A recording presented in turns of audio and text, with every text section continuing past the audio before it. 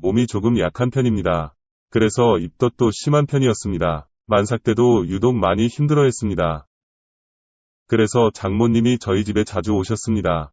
장모님은 청소도 해주셨고 음식도 만들어주고 가셨습니다. 덕분에 저는 이전보다 더 잘 먹게 되었죠. 다만 한 가지 아쉬운 점이 있다면 부부관계를 할 수 없다는 점이었습니다. 임신 중에도 관계가 가능하다고 하지만 아내가 질색을 하더군요. 그리고 항상 피곤해해서 기회가 없기도 했죠. 그러다 보니 아내가 잠이 들면 휴대폰을 들고 화장실로 향했습니다. 그곳에서 혼자 욕구를 풀곤 했지요. 그러다 아내의 출산일이 가까워지자 장모님이 아예 저희 집으로 오셨습니다. 장모님은 정말 열심히 집안일을 해주셨습니다. 덕분에 아내와 둘이 살 때보다 집안이 더욱 깨끗해졌고 먹는 것도 더욱 풍족해졌습니다. 저는 고맙고 죄송한 마음이었습니다. 그래서 매달 장모님께 용돈도 두둑히 챙겨드렸죠. 아내도 장모님과 있으니 엄청 편해하더군요. 장모님은 출산 이후에도 애를 봐주시겠다고 했습니다. 저는 안 그래도 된다고 말을 했지만 아내가 적극 찬성을 하더군요. 결국 매달 얼마씩 돈을 드리기로 하고 장모님이 도와주시기로 결정을 했습니다. 장인어른도 안 계시니 별다른 걸림돌도 없었죠. 장모님은 비싼 조리원도 취소하라고 하시더군요. 하지만 아내는 조리원을 강력하게 원했습니다. 조리원에 대한 기대감이 있는 것 같았습니다. 결국 아내는 조리원에서 2주를 보내기로 했습니다. 그리고 집으로 와서는 장모님이 도와주시기로 했죠. 그렇게 아내의 출산일이 다가왔습니다. 출산 예정일이 다가오자 저는 휴가를 내고 대기했습니다. 그리고 진통이 오기 시작하자마자 병원으로 향했죠. 물론 장모님도 함께 움직였습니다.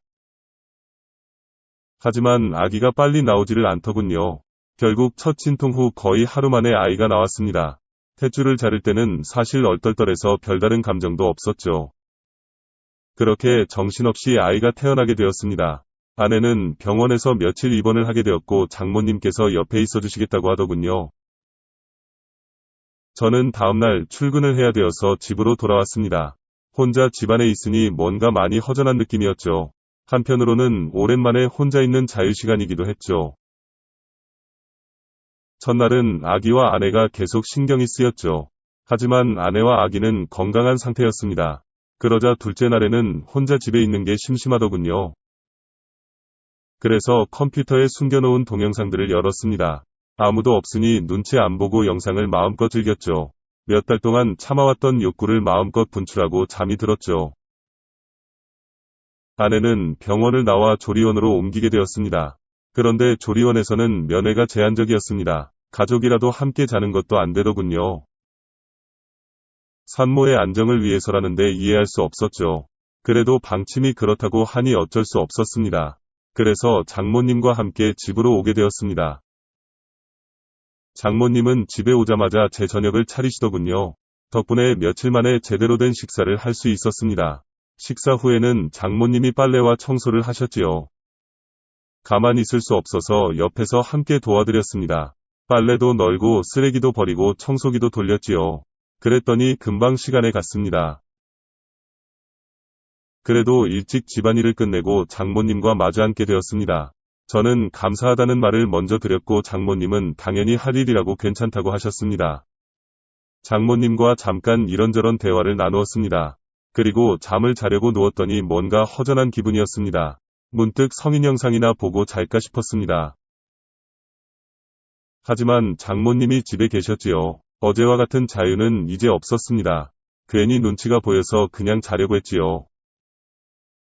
아쉬운 마음이 들기 시작하니 더 보고 싶더군요. 그래서 어쩔까 고민을 하다가 한 번만 보고 자자 싶었죠. 그래서 조용히 일어나 분위기를 살폈습니다. 다행히 장모님은 주무시는 것 같았습니다. 그래서 컴퓨터가 있는 방으로 조용히 향했습니다. 저는 조용히 컴퓨터를 켜고 동영상을 찾았습니다. 소리가 날까봐 이어폰도 끼고 영상을 보기 시작했습니다. 들키지 않을까 하는 불안감도 있었습니다. 그래서인지 이상하게 더 스릴이 있었지요. 그래서 영상을 보면서 조용히 휴지도 챙겼습니다. 영상은 뻔한 내용이지만 볼 때마다 상상력을 자극했습니다. 몰래 봐서 그런지 그날따라 더욱 집중해서 영상을 보게 되었죠. 조용히 영상에 집중을 하면서 티슈를 챙겼죠. 그런데 클라이막스에 이르렀을 때 인기척이 느껴졌습니다. 장모님이 문을 조용히 열어보신 것이었죠. 그때 마침 저는 마지막 과정을 하는 중이었습니다. 그리고 그 모습을 그대로 장모님께 보여버렸죠. 장모님도 그 모습을 보시고는 순간 비명을 지르셨습니다. 저는 황급히 바지를 올리며 몸을 숨겼습니다. 하지만 이미 모든 걸 보여버린 이유였죠. 그 순간에는 식은땀이 흐르더군요. 설마 장모님이 다시 일어나실 줄은 몰랐죠. 문을 잠그지 않은 것도 후회가 되었습니다. 앞으로 장모님을 어떻게 봐야 하나 싶었죠. 다음날 아침에 일찍 일어나 몰래 출근을 할 생각이었습니다. 그런데 장모님이 이미 일어나 계시더군요. 그리고 제게 잠깐 기다리라시며 식사를 차려주셨습니다. 장모님도 제 눈을 똑바로 못 보시더군요. 정신없이 후다닥 밥을 먹고는 출근을 했습니다. 정말 머릿속이 하얗게 변하더군요. 하지만 장모님을 피할 수는 없었죠. 퇴근하고 조리원에서 아이와 아내를 보았습니다. 그리고 장모님을 모시고 집으로 오게 되었죠. 차 안에서 어떤 말도 꺼낼 수 없었는데 장모님이 먼저 말을 꺼내셨습니다. 어제는 너무 놀라서 미안하다는 말을 못했다고 하셨죠. 저는 오히려 제가 죄송하다고 말을 했습니다. 그러자 장모님은 남자가 그럴 수도 있다고 하셨죠. 그러면서 아내와 자주 관계를 하는지 물으시더군요. 저는 솔직히 아내가 저를 거부한 지 제법 되었다고 했습니다. 장모님은 여자가 임신하면 그게 싫을 수 있다며 이해를 좀 해주라고 하셨습니다. 조금 전까지는 어떻게 장모님을 봐야 하나 싶었는데 한번 이야기를 시작하니 술술 말이 나오더군요. 은밀한 이야기까지 모두 장모님께 털어놓기 시작했습니다. 그리고 집으로 돌아왔을 때 장모님께서 먼저 술을 꺼내시더군요. 한잔하면서 이야기를 하자고 하셨죠. 장모님은 저의 욕구불만을 이해해 주셨습니다. 그래도 바람을 피지는 말라고 하시더군요. 아내도 몸을 회복하면 관계를 거부하지 않을 거라고 하셨죠.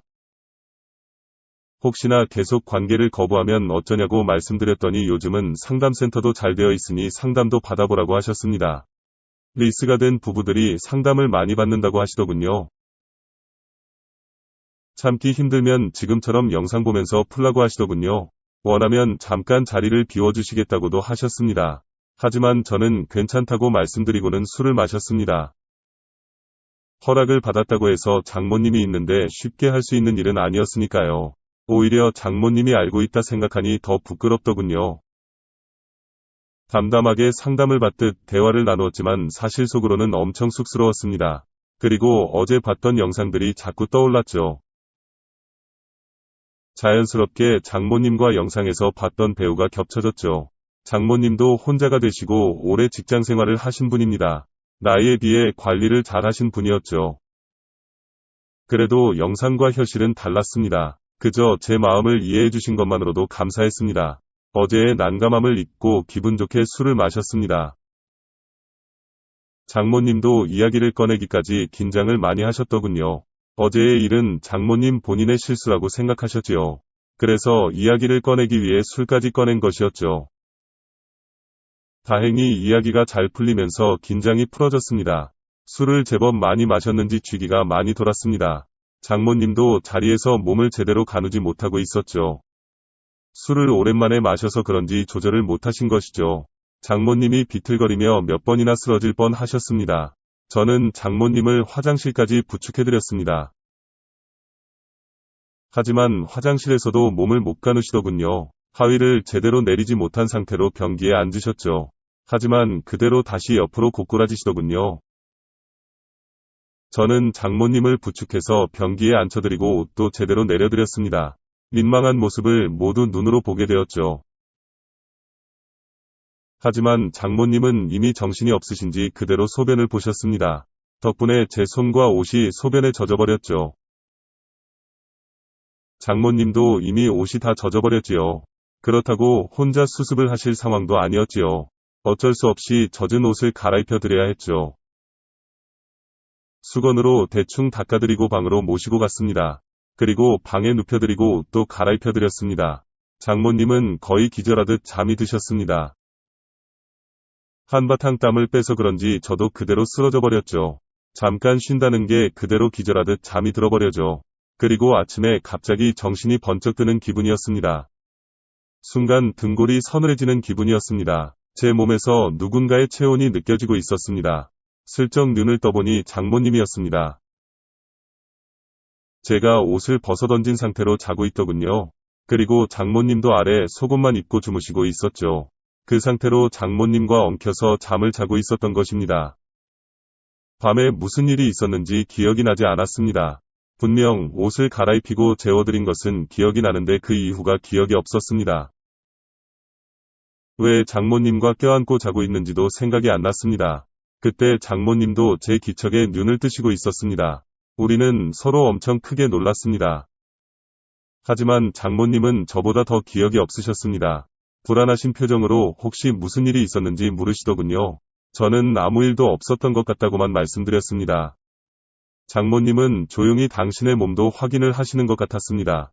하지만 사실은 저도 확신이 없었습니다. 제가 왜 옷을 벗고 잠이 들었는지 이해가 되지 않았죠. 잠시 후 장모님도 옷을 갈아입으시고는 나오셨습니다. 그리고 장모님은 화장실에서 샤워를 하시고 뒷정리도 하시는 것 같았습니다. 저도 안방 화장실에서 샤워를 했습니다. 손에서는 여전히 소변 냄새가 나는 것 같았습니다. 서둘러 샤워를 하고 옷을 갈아입었습니다. 장모님은 어제 술을 마시고 실수한 것 같다고만 하셨습니다. 화장실에서 어제의 흔적을 보신 것 같았습니다. 우리 둘 다 술이 너무 취했었다고 결론을 내렸습니다. 어제의 일에 대해서는 서로 그렇게 정리를 했지요. 하지만 여전히 미묘한 어색함은 남아 있습니다. 그리고 다음날 밤에 몰래 동영상을 열어보았습니다. 장모님이 집에 계신데도 컴퓨터방에서 영상을 보았죠. 장모님이 주무시는지는 알 수 없었습니다. 왠지 문을 잠그고 싶지도 않더군요. 그리고는 장모님 관련 동영상만 뒤져보기 시작했습니다. 그날 보았던 장모님의 모습이 자꾸 떠오르더군요. 그날 밤에 무슨 일이 있었는지